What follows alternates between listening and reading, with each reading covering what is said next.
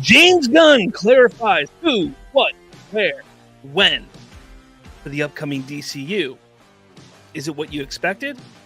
We're also going to discuss the end of the writer's strike and its impact moving forward. But to start everything off, we're going to talk a little bit about Ahsoka Episode 7, and is it really all it's cracked up to be at this point? And maybe get prepared for the finale of the Season 1 of Ahsoka. So let's get into it, everybody. Let's go!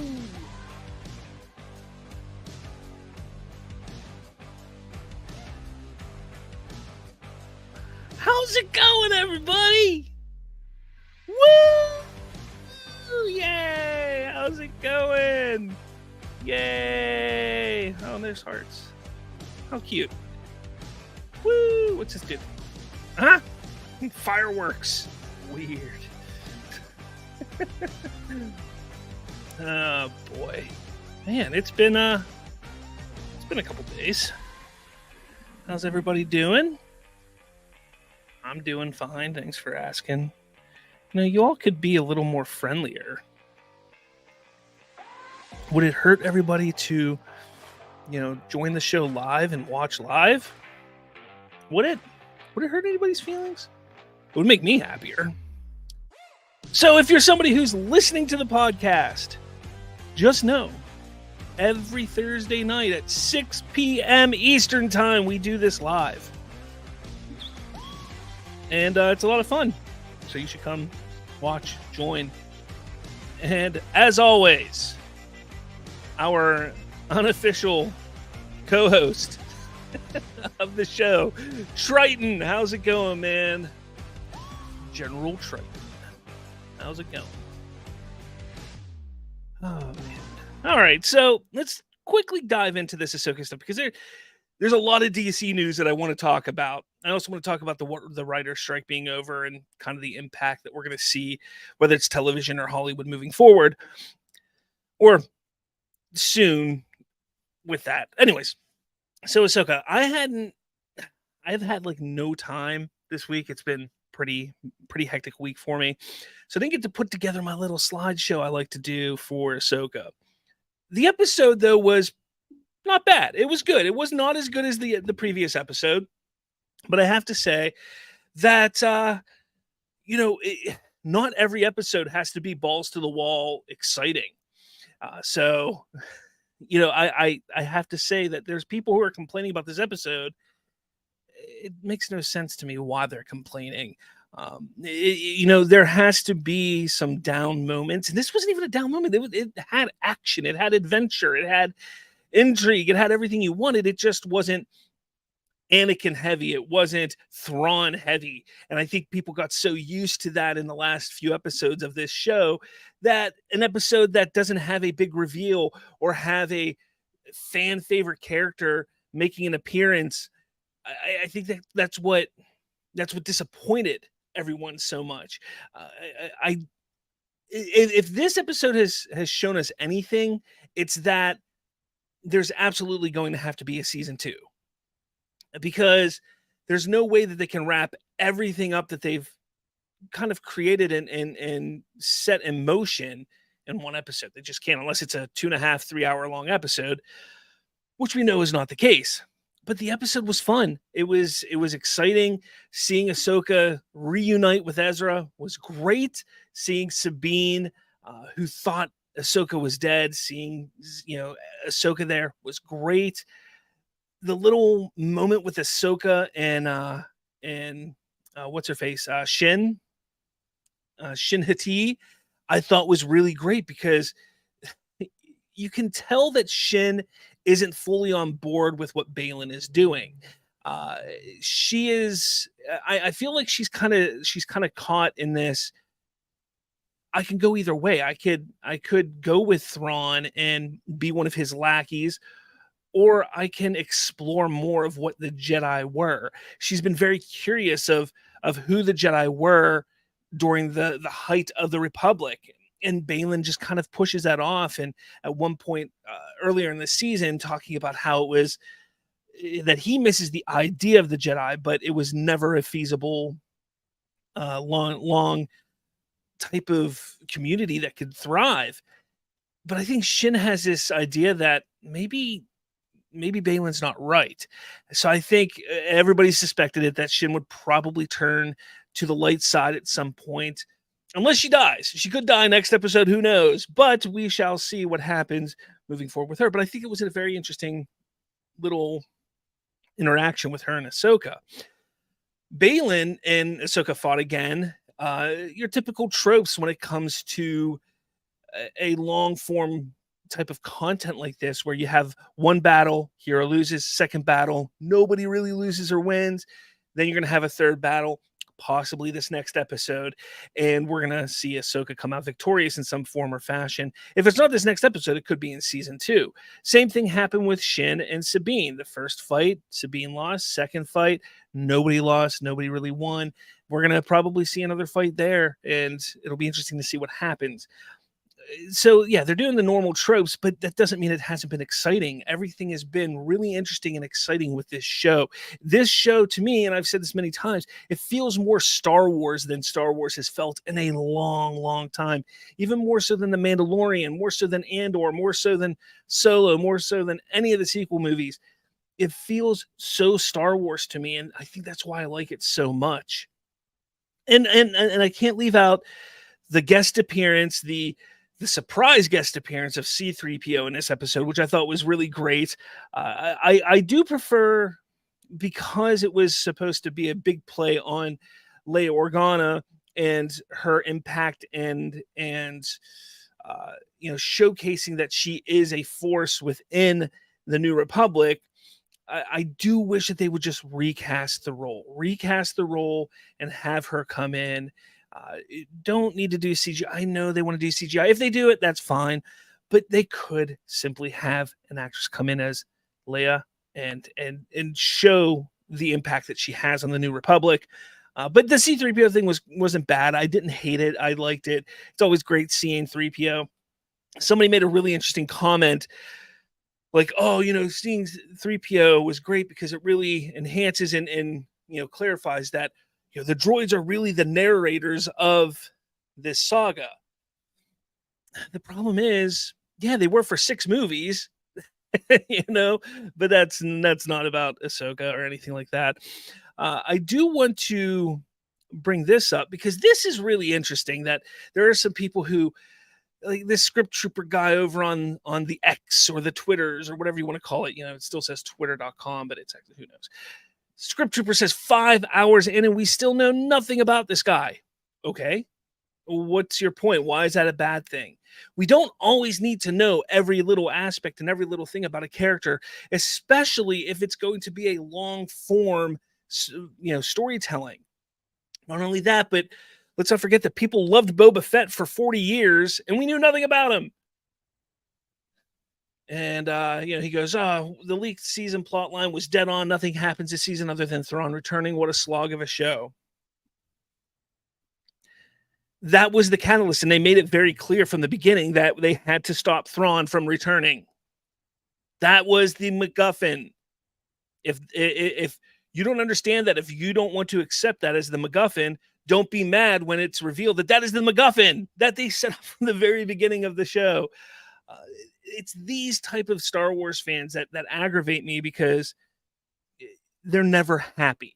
It doesn't matter how cool, how interesting, how different something is. They're never happy. Of course, this could be somebody who loved The Last Jedi, and we all know that movie is absolute garbage. But that's besides the point. That is what aggravates me with some things, with some Star Wars fans. But I want to know your thoughts. I want to know what you guys think of Ahsoka. I've loved the show so far myself. I am disappointed that next week is the final episode of the season, which means we're probably not going to see anything for quite a while within this universe. Skeleton Crew, I think, doesn't come out until early next year. So, yeah, it's going to be a while. Definitely going to be a while, unfortunately. But I hope we see something soon.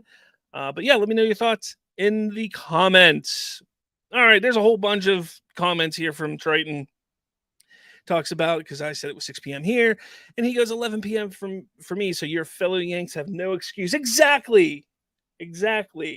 All you Yankees have no excuse for not being here at 6 p.m. I do get a decent amount of people listening on the podcast. Like, my podcast numbers aren't terrible. I got to bring them over to the YouTubes. Come over to the YouTubes. Come join us. Triton says, even when Disney gives us something actually good, there'll be complaints. That's with everything. I mean, that really is. The problem is, if you take a look at Star Wars, there's never a time when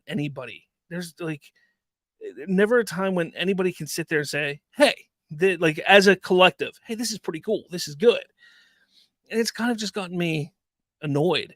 Everybody has this perception that Star Wars or any franchise in pop culture has to be perfect. It has to be this one thing. And then when you sit back and take a look at it, it's never been that one thing. It's never been perfect. Star Wars has never been perfect, but it's the ability to look past their flaws, the ability to see what the artist and what the story is trying to convey and try to build to. When you can look past the flaws and see that, which very easily and very well done with Ahsoka, you can see that it's a good show, and you can see it's a good form of Star Wars. I'll sit there and I'll rag on The Last Jedi. I'll rag on The Rise of Skywalker. The reason why I rag on those so much is because there is no good story. You can tell that it was haphazardly put together. But then there's something like Andor. I wasn't a fan of Andor, but I will never sit there and say it was a bad show, because it was made well, and it has a story that it's trying to tell, and it's put together very well. But it's not for me. I'm not a fan of Andor.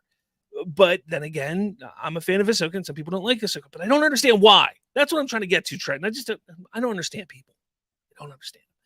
Some think that whoever Balin is searching for will possess him. If that happens, it could help explain why Balin is recast in a possible season 2.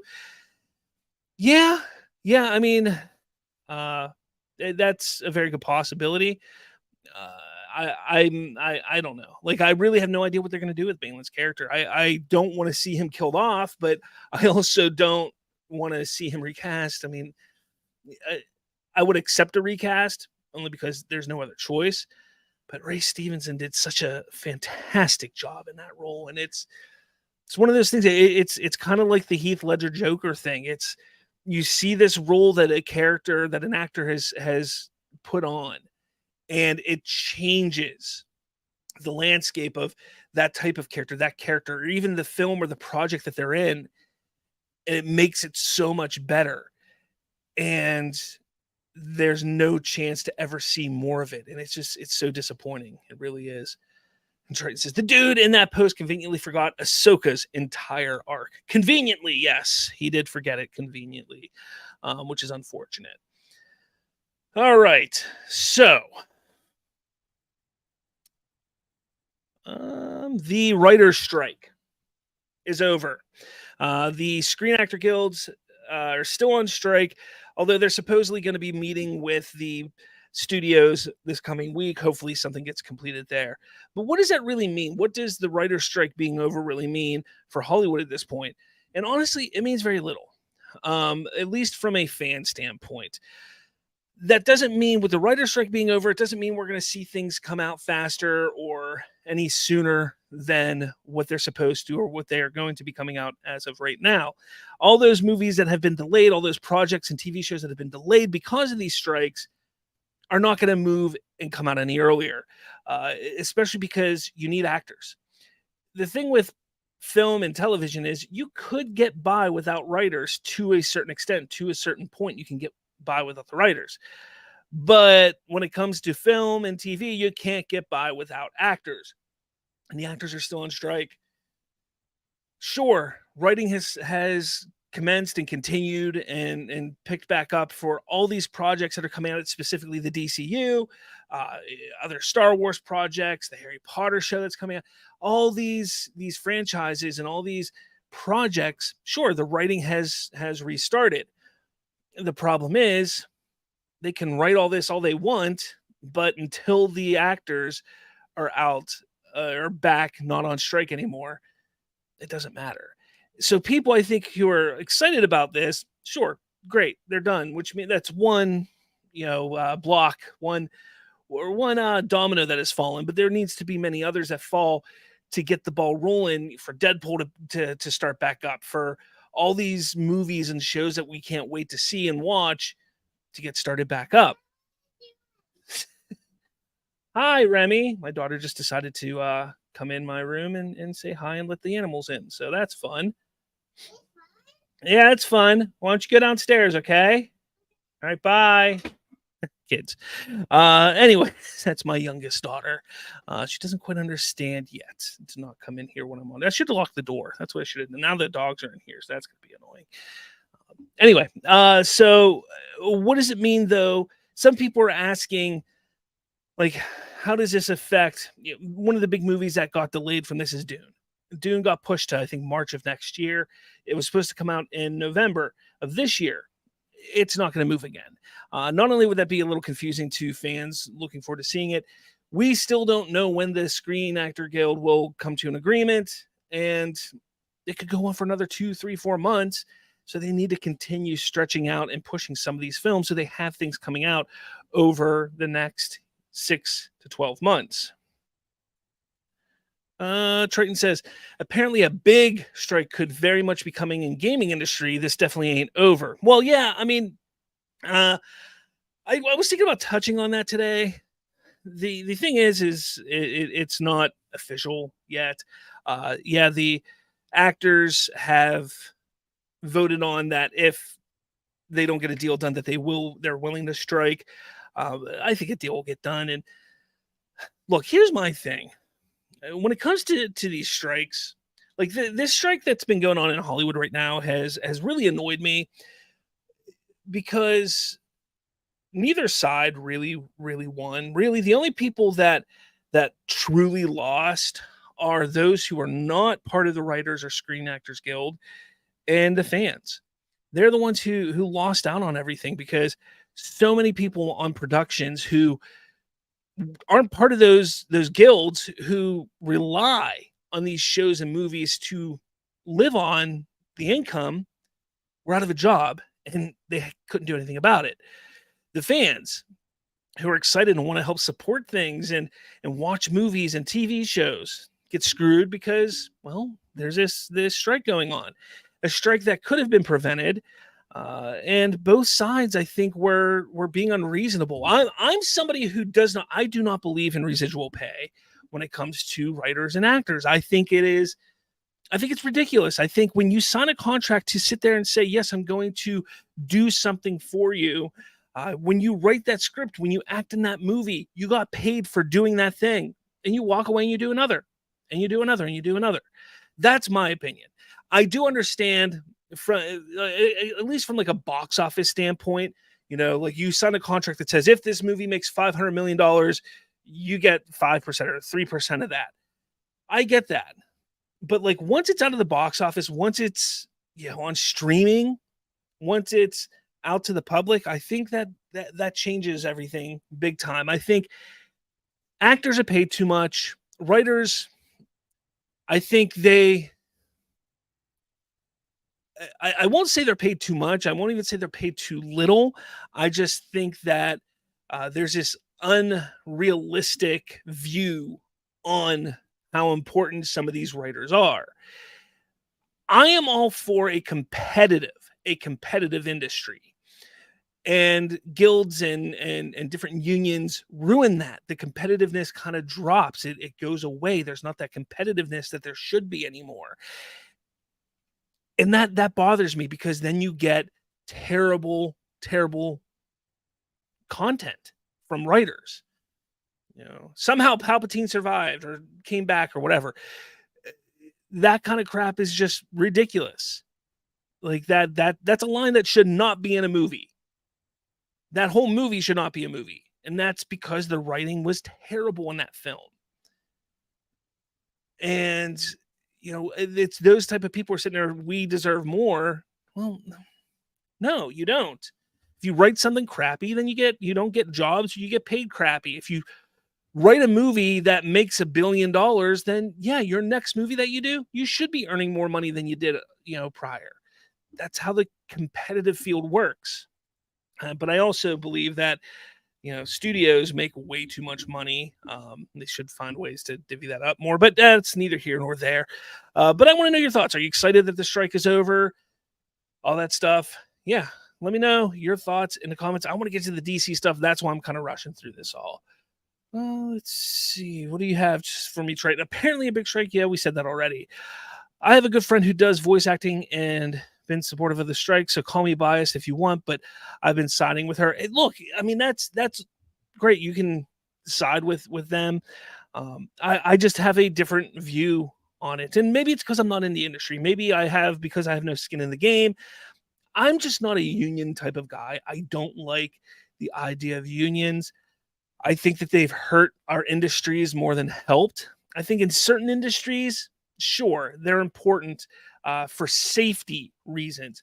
But personally, I don't think unions should be dictating pay. I don't think they should be dictating, different things in compensation. I think when it comes to a safety standpoint, absolutely. But writers don't need safety. It's compensation they're crying about, and if you get a good manager, a good representative to help negotiate a good deal for you, if you can prove that you're a good writer, if you prove that you're a drawing actor, somebody who draws the audience in, if you're a good actor and you can demand more money, that's how you get more money. I don't think that these guilds, these unions should be there demanding that these writers and actors get more money because a show that these people were already paid for happens to get more views on Netflix than any other show ever has. Look, you were paid to do that role. You did a damn good job. Guess what? Your next role, you should be getting paid more if you have a good management team. So that's just me. I mean, I get wanting to side with people who are your friends. If you're in the industry, I get it. But and I'm not the only one who thinks like this. I mean, even actors and writers out in Hollywood weren't agreeing with these strikes. So I'm not the only one who thinks that.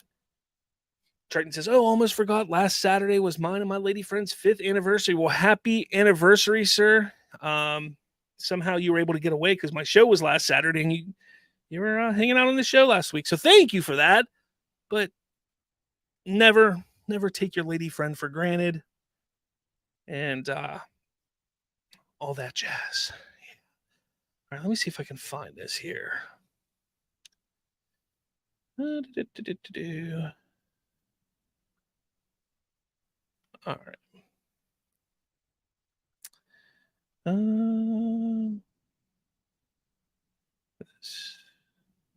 All right. So I'm not going to, go over the entire thing, but James Gunn, wrong one. James Gunn has actually finally clarified a good bit when it comes to the DCU and what is canon, what isn't canon, and even some of who is going to be showing up in the upcoming films and franchise. So that's exciting. So James Gunn, there was somebody on Twitter who said, "You said DC studio movies and canon start with Superman Legacy. I and many others are still confused." So speaking about like Creature Commandos and stuff like that, like what is canon? What is starting the DCU? And he clarifies. He goes, "Nothing is canon until Creature Commandos next year. A sort of aperitif to the DCU, and then a deeper dive into the universe with Superman Legacy." Which is after Creature Commandos. Now, don't forget, Creature Commandos is going to be an animated show. I believe it's going to be on Max. It looks cool. It's got a great voice cast. And it's interesting because we know that he's going to be combining animation and live action into one universe. So I think it's really cool. I'm excited to see how he does that. I know that Marvel has been playing with that idea a little bit. So let's see how that all goes. But he also says, "It's a very human drive to want to understand everything all the time. But I think it's okay to be confused on what's happening in the DCU since no one has seen anything from the DCU yet." And I love that he says that because I've been saying that for months. We don't know everything, and we don't need to know everything right now. We've been so trained, for better or worse, we've been trained by Marvel and Marvel Studios and these franchises that they reveal a lot anymore building up to what they're building to. You take a look at Marvel, and every year they put an outline on screens. Hey, this is what's coming in the next 5, 8, 10 years. And then you start hearing casting and reveals and stuff like that. Let's not forget that, movies weren't like that before. 15 years ago, 20 years ago, films weren't like that. It wasn't like that with movies. You'd hear, hey, this person was cast as Batman, and you'd get it in some, Entertainment Weekly or some trade like that. There was no big announcement or reveal at Comic-Con. It was just something that was put out in a magazine. So that is something that has changed drastically over the years. But he also continues. He goes, yes, some actors will be playing characters they've played in other stories, and some plot points might be consistent with plot points from the dozens of films, shows, and animated projects that have come from DC in the past. But nothing is canon until Creature Commandos and Legacy. And then he puts a little mermaid at the end there, which I think is a little funny. But we'll get into that too in a second. So let's see what you have to say, because I know, Triton, you have a lot to say about this. So let's see what you have to say. Triton says, I have nothing to say about this that'd be pleasant, especially after an interaction I had earlier with a Gunn fan. So grotesque. I can't say what they said here on YouTube. Look, that you got to be careful. Every fandom has those fans who are just ridiculous and rude, and they just shouldn't be on social media. I get that. But you and I even had a little conversation, through message the other day about this, and maybe it was earlier today. I don't remember. My days are all crumbled together. And I can see where this misunderstanding is coming from. I really can. So let's break this down a little bit. He goes, some actors will be playing characters they've played in other stories. So that right there. Now, he does go on, and he does say that Viola Davis, Xolo, whatever his name is, Blue Beetle guy, and John Cena are returning. They will be returning as their characters in the DCU. Now, before we move on with what I'm going to say here, what is happening here with Cena, with Viola Davis, and with Xolo any different than what Marvel is currently doing with Daredevil, Jessica Jones, who else is rumored to be coming back? There's some other from those other projects that, rumored to be coming back. It's no different. And people have accepted that. People are not confused. Yeah, some people are a little like, oh, is that canon or not? But in the grand scheme of things, it doesn't matter. And that quickly blew over with Daredevil. It's the same thing's going to happen with this whole idea, all these thoughts that, oh, people are going to be so confused because John Cena's Peacemaker here, but the Suicide Squad and the first season of Peacemaker isn't canon. Oh, everybody's going to lose their mind. Or Viola Davis, Amanda Waller was in 3 movies or 3 projects. Everybody's going to be confused about that. And people need to realize that the general audience isn't as dumb as pop culture fans make them out to be. They're pretty easygoing, and they're pretty willing and open-minded to see things play out.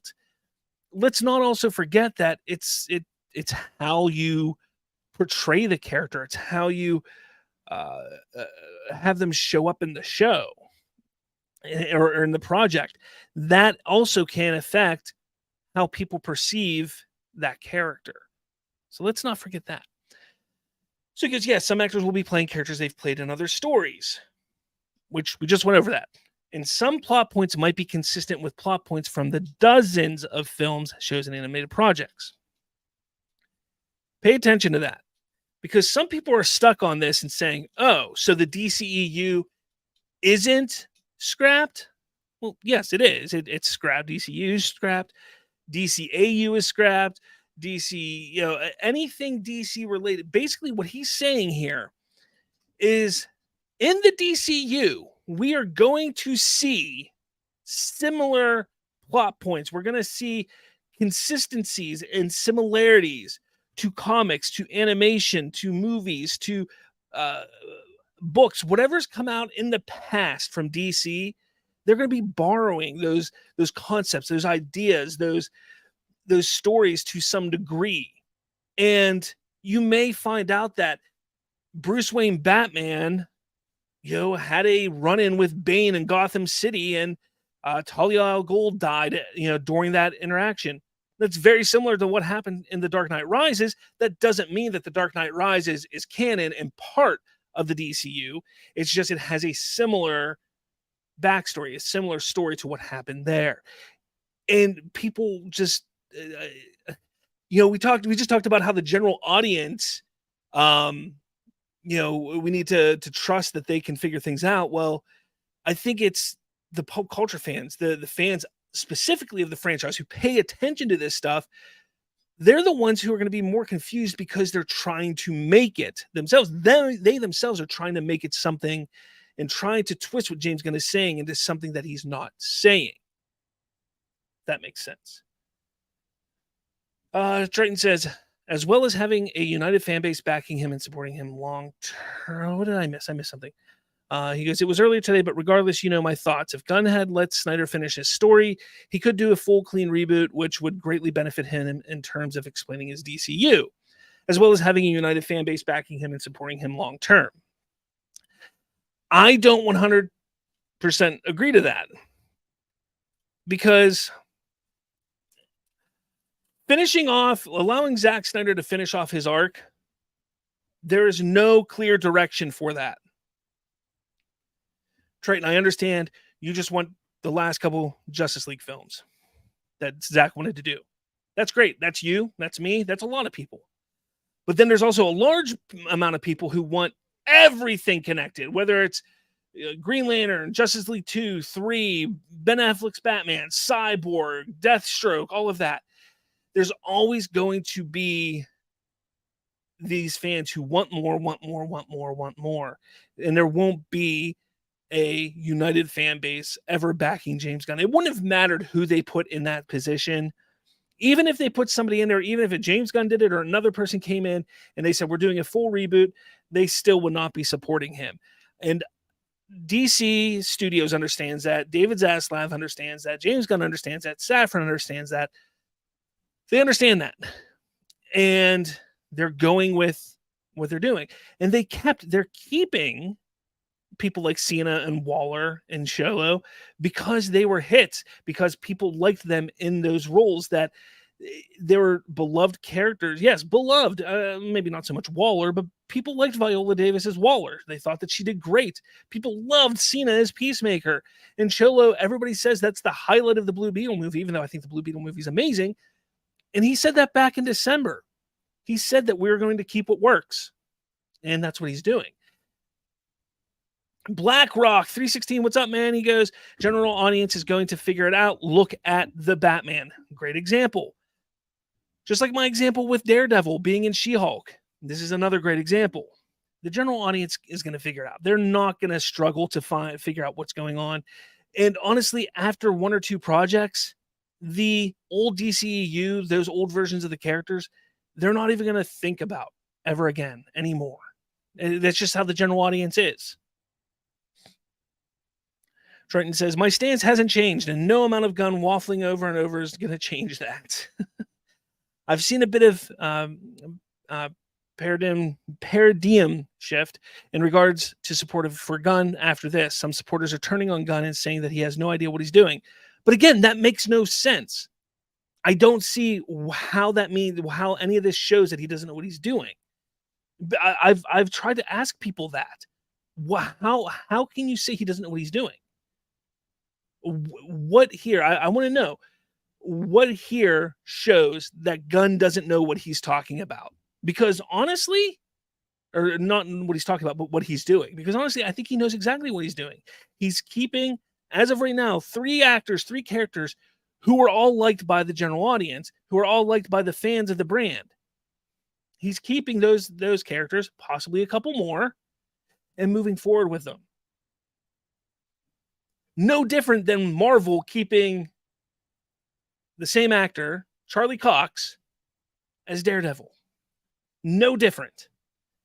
The general audience has accepted that. They saw him in Spider-Man No Way Home. They saw him in She-Hulk, and they're excited for his upcoming show. No different. The people who want 20 more films from Snyder are very much the minority in the Snyder fan base. Hell, many of us rational Snyder fans mock them as much as non-Snyder fans do. Perhaps. BlackRock says if the general audience loved Cavill as Superman, they would have shown up for Black Adam, but they didn't. That's a sticky one, BlackRock. I agree that they should have been more excited about Black Adam. They should have helped, applaud his return more so.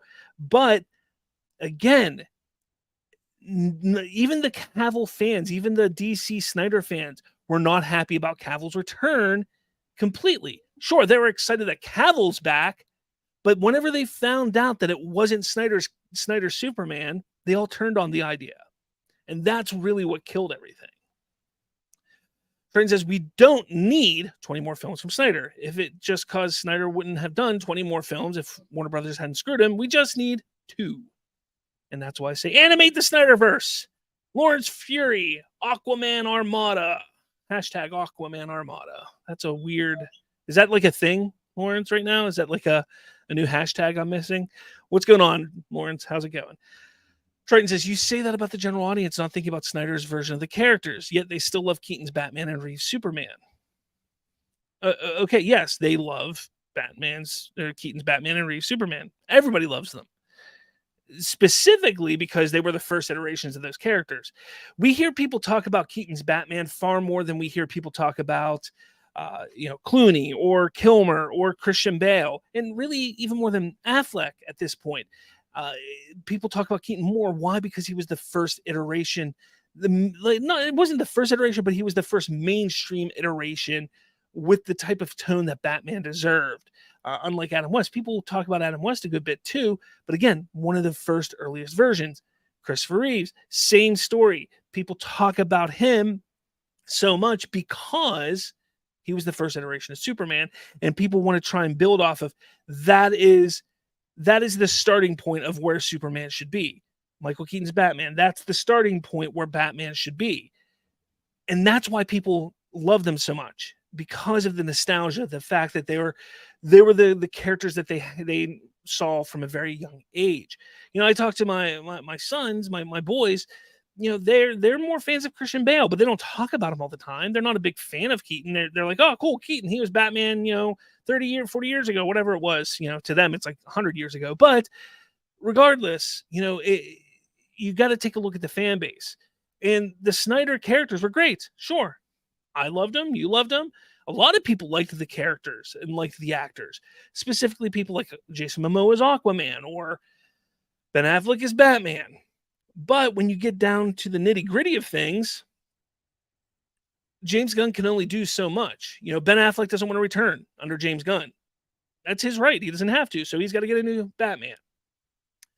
He doesn't bring back Cavill because, Cavill's a little older. And maybe that's why he also didn't want to bring back. Maybe he didn't even ask Affleck to come back as Batman. Maybe he was just planning on getting somebody younger. And that's where things kind of, you have to understand, when you put somebody in charge of things, just like, everybody fought for Snyder. Snyder, let him finish his story. He did this. Let him do what he was doing. Oh, it's ridiculous that people interfered with Snyder. Well, James Gunn deserves the same right, because let's not forget, James Gunn is not the reason Zack Snyder's no longer at Warner Brothers. James Gunn is not the reason why Zack Snyder isn't doing DC films. It's not James Gunn's fault. So to hate on James Gunn because he's not using Zack Snyder's characters, because he's changing direction, that's kind of hypocritical, because he was hired to do a job just like Zack was. The only difference is there was a lot of interference with Zack. And rightfully so, the fans got mad.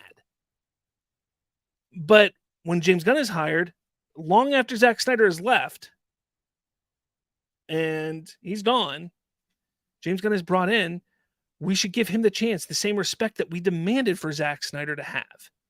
It sucks that Zack didn't get to finish his arc. We all agree with that. Even most of the Snyder deniers, the Snyder haters, agreed that everything that happened there was bullshit, that it shouldn't have happened. But that doesn't mean that we should turn around and do the same thing to Gunn. Let's see what he does. Let's see how things play out. This is not a full-on reboot, no. But it's enough of a reboot that it's essentially a full reboot with just some characters that we've seen in the past. Black Rock says the way Snyder directs his films, it's like he needs 6 to 7 films to tell a story. And of course, he's going to do director's cuts. Triton says, don't get me going, Black Rock. Remember, I'm a mod here. Hey, be good, guys. Lawrence says, I can't wait to see Gunn's version. And Lawrence says, it's a full reboot to me. Exactly. That's how we should be looking at it. We should just look at it as a full reboot. Just because they're similar, or there are actors playing the same roles or similar roles, does not mean it's not a full reboot. I mean, it doesn't mean that. So James Gunn goes, if you think of anything as investing time and effort, no matter what shared universe, you definitely shouldn't be. Every story should be enjoyed and worth partaking in and of itself, without the attachment to an outside world. If it feels like homework, screw it. Shared universes should add fun to the individual stories, not the other way around. The individual stories and characters are much more important to me than the connections between them. And I wanted to bring this specific comment up as well, because it is a very, very, very, very important aspect to understand with Gunn's DCU, because a lot of people are criticizing James Gunn for building a shared universe and acting like he doesn't know what he's doing. And I'm going back to that point that, show me what it is that he's done or said that proves that he doesn't know what he's doing. And nobody's been able to do that. Just like I asked people to show me with proof that James Gunn is a liar. Again, you can't show me it, because it's all based off of, well, he said that Ben Affleck was interested in directing. He said that in December, and then Ben Affleck in February says he doesn't want to do anything about it. He lied. Well, no, that doesn't mean he lied. It just means in the span of 2.5 months or a month and a half or whatever it was, he spoke with Ben Affleck. Ben Affleck was like, you know what? Not for me. And then whenever he talks about it, he goes, not for me. We don't know what happened between December and February. So to sit there and say that James Gunn's a liar, you don't have all the proof. You don't have all the facts. And that's the kind of stuff that these Gunn deniers, these Gunn detractors, these Gunn haters are trying to do. They're trying to turn everybody against him, coming up with these false accusations about Gunn. And he knows what he's doing. I mean, this here proves to me he knows exactly what he's doing, because he's taking this idea, he's taking the idea of a connected universe and saying, everybody's gotten so caught up in this idea of everything has to be so convoluted and connected in some way. He wants to get back to where, hey, it's great to have a good solo film. One that's fun, one that's great, that yes, it builds the universe, but we shouldn't be focused. We shouldn't be, worried so much about what this leads to here. That, to me, shows that he gets it right now. He understands what the big problem is with these big shared universes. That was a problem. Look at what has happened this past year with DC projects. People aren't going to see Shazam, Flash, Aquaman, probably, Blue Beetle. Why should I go see it if it doesn't lead to anything? No, that's not why you go see a movie. You go see a movie to sit there for an hour and a half, 2 hours, to be entertained for that hour and a half and 2 hours. Not for the expectation that I'm going to go sit there for an hour and a half and 2 hours, and hopefully I get another 2.5 hours later down the line. And that's what people are trying to say that is important. No, that's not what is important. The important part of a shared universe, of building a universe, is getting those solo films right. That's what made Marvel so good in the early stages of the MCU. The MCU would not have been successful had Iron Man sucked, had Thor sucked, had Captain America sucked, had, all those, if those films were not good, if the focus wasn't solely on that character in that story, the show would have just, it would not, the shows, the franchise would not have been successful. It wouldn't have. Let's see here. Man, I tell you, I got a little heated there. Sorry, Triton, if I scared you. Didn't mean to. Didn't mean to at all. All right.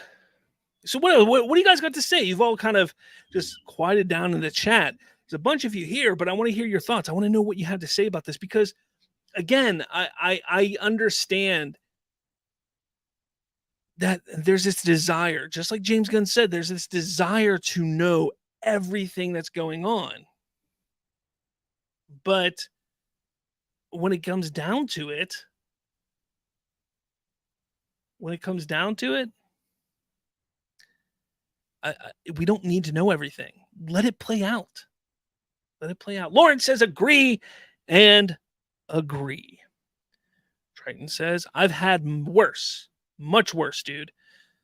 I don't know what you're talking about. I don't know. What I miss? I miss something, Triton? I don't know. But let me know. I want to know what everybody's thinking here. Let me know what you're all thinking. I am curious. I'm very, very curious. Oh, man, what else? Let's see if there's anything. I mean, people on the twits have been going crazy about all this. And I just don't get it. Don't get it.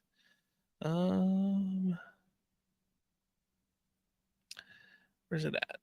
I just saw something. Where did it go? How about that that Argyle trailer today? Lauren says Superman Legacy is looking good. Triton says I was talking about when you said I hope I didn't scare you, Triton. Oh, yeah. And there he is, Prime. What's going on, man? What's good, brother? How you feeling? Let me get your thoughts. I want to hear your thoughts. Everybody wants to hear your thoughts on the latest news with James Gunn. Go for it, man. The floor is yours. Well, I don't have a problem with it. I think a lot of people are having their own little personal issue with the situation, which to me isn't a big deal. But I will say that all this in due time will all be forgotten. Because people are still, how should I say, they are attached to things that are the DCEU, which is understandable because we didn't have these characters or the people that was playing these roles for a long time. And now, since James Gunn officially said that he was going to make the DCU, make a new universe, people were saying, well, is he going to do a full reboot? Is it going to be a partial reboot? Whatever. Me personally, I've always thought it should be a full reboot and just do the full, just get rid of everything. But just retaining, I would say it's, 3 main characters. That's fine. That makes a lot of sense. So, but people are really talking about they're confused and all this stuff. I don't see how these people are being confused and how, the audience or whatever could be confused. So yeah. I don't know how they're going to be confused when you really know that for the people that don't know, Creature Commandos and Superman Legacy is going to kick it off. But Creature Commandos is going to start it off first. Now, people saying it's going to be a feature film.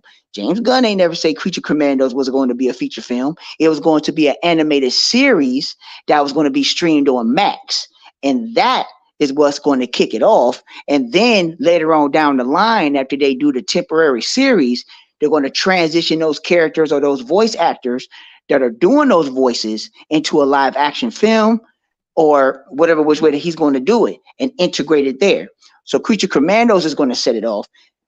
And I think Creature Commandos is going to, how should I say, intertwine right into Superman Legacy. And for the, for the general casual audience, and for the people that's probably not going to watch Creature Commandos on Max as the series, I think Superman Legacy might, how should I say, go back. Well, might say something about Creature Commandos or what actually happened in the film, and then people can go back and watch the series, and then they can, catch up from there. So it's pretty much going to be self-explanatory. It's going to be very, very simple. It's not going to be that hard. And the way James Gunn is going to conduct this, I'm all for it, because he's going to bring characters that's in DC lore that people don't even know. If you're not a DC aficionado, you're probably not going to even know these characters, which is a good thing. Because, and my last take would be, people cannot get mad and critique and get mad. Well, this character is this character is that. Why? Because they don't know the characters. So you can't get mad if you're not official DC aficionado, because they're not Batman, they're not Superman, it's not Wonder Woman, and just being the main characters. He's bringing other characters that are main, that are, I'll say, B tier, C tier characters, and he's going to bring them over and integrate them with the A tier characters. So I have no problem with it. I understand his direction of what he's trying to do, and I'm all for it. So Triton says Creature Commandos is going to flop. I'm sorry. They're E-tier characters. Outside of the super, ultra, mega, hardcore 1%, no DC fan cares about them.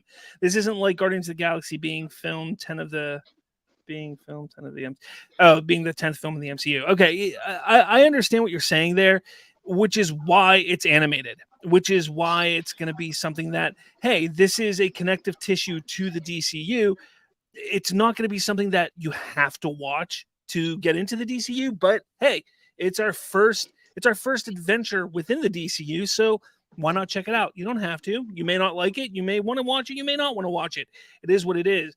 I don't think they're sitting there banking on Creature Commandos being this huge, massive success. I think they're just kind of like, hey, this was an idea that James Gunn had that he was working on, and then he got the job. He's like, hey, I can squeeze this and make this fit into the DCU, so let's continue it and put it in the DCU. I think that's why he did that.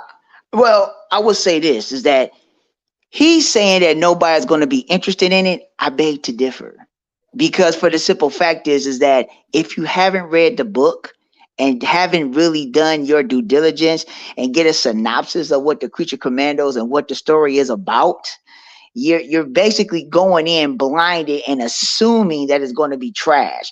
Creature Commandos is not trash at all. For the people that don't know, Creature Commandos was a series, and it was only a limited series. So here's a good example, when it comes to like comic content that people don't know about, and they put it out in animation and just see what happens. Look at Invincible. I never heard of Invincible. I mean, I'm not a huge comic book aficionado or anything, but I never heard of Invincible. And when that show came out, I heard people talking about it. So what did I do? I checked it out, and it was awesome. It was great. I liked watching it, and it was fun. The same thing could happen with Creature Commandos. Will it? We don't know until it comes out, but that's probably their hope. They're probably hoping like, hey, once people start talking about it, they'll probably go check it out. Absolutely.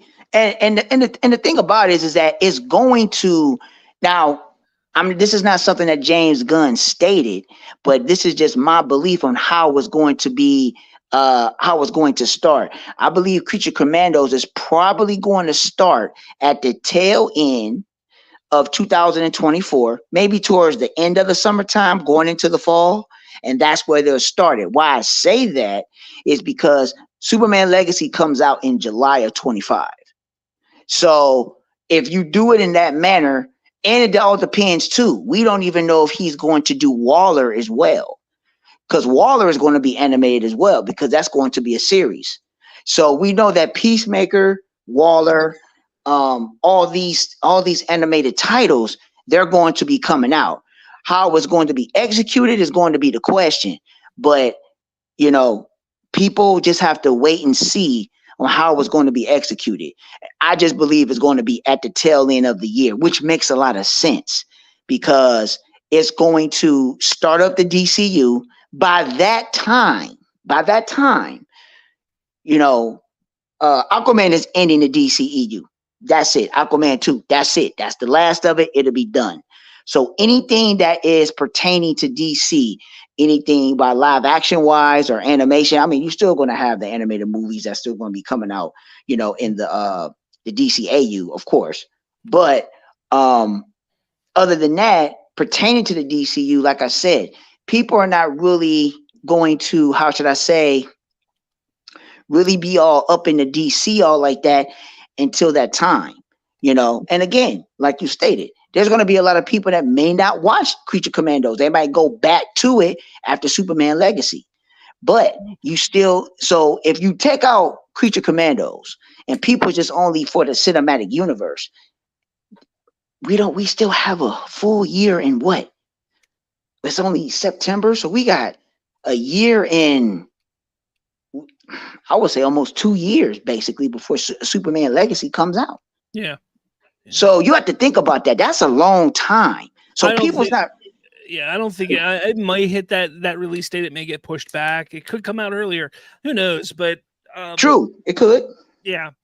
But yeah, the Waller series is going to be live action, but she is going to be in Creature Commandos, which is animated as well. So right, yeah, that's why I say everything is going to intertwine. It's all going to interject. It's all going to intertwine with each other. It just depends on how it's going to be executed. And yes, Triton is sitting here saying, "I have no idea who the hell they are, nor do I know if it'll be crap or not. But frankly, given how I've been treated as a DC fan since 2016, I'm not exactly feeling charitable in changing any of that." And that goes back to my comments earlier: is you need to, we as a fan base, and I'm saying this as the royal we, all of us as a DC fan base, we need to put the past behind us. Everything that happened under the old regimes, we have to put it behind us. This is a completely new regime, completely new direction. They're trying to start fresh. We have to give them a chance. I think to sit there and hold James Gunn in the DC studios and David Zaslav, partially responsible for what happened in 2016, 2017, and up until recently, I don't think that's fair. I think we need to give them a chance. Yes, absolutely. And I tell people, just give it a chance. And I get it. But you have to remember the normies, the general casual audience, they're not going to know the full aesthetics of what actually happened prior with Warner Brothers and everything that happened with DC, how we got to this point, what actually happened, and what was actually going on. Mm-hmm. There are pieces, the information and everything is out there. It's fully out there, so you'll know exactly the timeline on how we got to this point. But people have gotten set since 2013. We got something, and it was divided, and that's fine. But at the same time, with that divide, you have to remember, and it's never going to change my look at it, because at the time Marvel was at its peak at 2013. It was just getting to its peak. Because I forget, because Avengers came out in what? When it 2012. 2012? That's what I'm saying. So Avengers came out in 2012. So right after Avengers came out in 2012, everybody was pretty much into Marvel. And once DC really started coming to fruition and get its legs, and start, you have your hardcore DC fans that was going to, that started with it. I don't want to go all into it, but you have that audience and people that were interested in to watch it. And yes, you have those people that were thinking DC was Marvel and it's not. And, then you have now we have more information now pertaining to critics and all that stuff like that. I've been telling people all the time, critics get paid and they can monopolize and manipulate what they hear, what they can tell them to say, because they do get paid. So that information is out there. So it's been an article. The article was out there from who did that? I don't know if it was Variety. I think it was Variety that did that. But it was a full-fledged article pertaining to that. So now people are starting to see that critics, they can be bought. They can be bought to say a particular narrative, to push the agenda. So you have to look at it from that. And now, now people are starting to appreciate the DCEU, well, the beginning of the DCEU. I can't say the tail end, But the beginning of it, people are starting to truly appreciate it now and starting to see what it was. But at the time, everybody was stuck on Marvel. So, but I would say with the 2 years going to be a layoff, it's going to be a reboot, it's going to be a start. And I believe James Gunn is going to do a press probably sometime in 2024, probably in the middle of the summertime or maybe at the beginning, for the normies and the general audience and the people that have a full understanding of what is about to come. How is he putting this together? Because those people, just like when he did the full announcement or the pre-announcement back in, what was that, January this year? Yeah. So when he did the pre-announcement, people seen it. They just didn't have a full idea. So now he can do a full and give people a full aesthetic and let people know what is about to come. How is this going to be done? Because, like I say, people are confused. You still got people thinking that James Gunn is the one responsible for all the DC movies of 2030. No, he's not. He has nothing to do with those films. Those films were already greenlit and done 3 to 4 years ago. Okay, so people, they just have to carry them out because they're under contract. They got to do that and they got to go with it. So people just got to understand and go from there. So, yeah. And, Triton says, wait and see is tiring. I saw an article a week ago that predicted the earliest we'll see a JL film from Gunn would be 2030. I'll be 34, dude. That's a prediction. I could see it happening a lot sooner than that. Of course, we got to get through these strikes, get them all completed, and back on track. Get everything back on track. But that's just a prediction. We've only seen a handful of the first couple years of what James Gunn has up his sleeve, and we know that a lot of these characters are going to be established within the universe already. So we could see them, a lot sooner in some form or fashion down the line. I think that to sit there and think that, we're not going to see a JL until 2030. I don't think David Zaslav would allow that. That he wants that out soon. We're going into 2024 here. I would say by 2026, 2027 at the latest, we're going to see a Justice League movie. I don't think that's going to happen. Not that fast. Not that early. I would say because this is the thing that people are missing of what David Zaslav was trying to pretty much say on what he wanted, and people are basically misunderstanding the blueprint of what they're trying to do. They're not trying to make MCU films or MCU type movies. They're trying to do the template of what Marvel did and what they constructed when they first started out, meaning that they want to build up to something to get to that point. Now, but to use the Trinity and use those main characters to introduce the new characters that they're going to introduce and build that universe as a whole. I don't think the Justice League is going to be a while, because you got to remember that phase 1, the monsters and creatures, creatures and monsters? That first is going to be a while. Justice League ain't even in that. So but we didn't hear everything in that though. Right. You didn't announce everything in that. Right, but you got to remember, when you go back to that slate, actually, I'll share it to you later so you'll actually see if you still have it. You got to remember, we got Superman Legacy. We're going to have The Authority. We're going to have Swamp Thing. We're going to have that Green Lantern series. Then we're going to get Booster Gold. Then we're going to get the Batman Bowl. Then we're going to get the Wonder Woman story pre-Wonder Woman, because it's basically going to be based on the Amazon. So we don't know if that's going to be a series for Max or it will be transitioned into a feature film. We don't know, and we also got the Supergirl film. So you have to remember, they're not going to do no Justice League for a while. So they're going to build this up so people can understand individual characters and then characters that are in the DC universe. For instance, Superman Legacy going to introduce a lot of people. Mr. Terrific, we probably going to get Plastic Man. We're going to get all that stuff. So there's going to be a lot of individuals that's going to be introduced by utilizing the Trinity. And utilizing the Trinity, that's what's going to bring the people, and they're going to see what those characters are about, and then they can tail off with that. But a Justice League movie or Justice Society, or Justice League of America film, whatever which one they want to call it. We're not going to see that for a while. They're going to build this universe and fully build this up. And you have to remember, you also have DC Elseworld as well.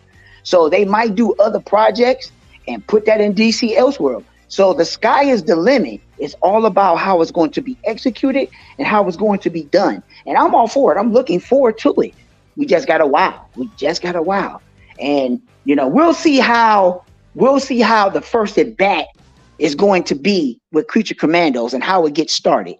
So we'll see how that goes. But we have a while. We're gonna have a minute. And again, like I say, I'm all for it. Yeah. So, I mean, regardless, I'm all for it too. But thanks for stopping by, Prime. I know I gotta get wrapping this up, but yeah, I want to know everybody's thoughts. I want to know what everybody thinks about this. It was great conversation over in the chat today. So thank you everybody for conversing. This is an exciting time for DC fans, and I just hope that they start to realize it. I really do, because I think this is the brightest the future has been for DC film and television that I think it's ever been. So I think people need to realize this and get excited. I do. Oh yeah, and before you close, a lot of people are starting to catch on to the anime thing. They're starting to catch on. They're starting to see that. They're starting to see that for the Snyderverse to even continue, it has to be animated. There's a lot of people starting to catch on, and they're starting to use rational thinking to really understand is that anything pertaining to the Snyderverse or anything pertaining to the DCU of that is not happening in live action no more. It's done. The only way that story is going to be continued is through animation and comics. And a lot of people are starting to wake up to that idea because you don't have a choice. That's the only way it's going to be done. So, hey. I agree. But thanks, Ryan, for being on. Again, everybody, just throw your comments in the comments section, and I will reply. We'll talk. And if there's enough comments and enough discussion, maybe we'll do another video this weekend or next week to discuss. But with all that said, everyone, thank you so much for watching, and I'll talk to all of you later.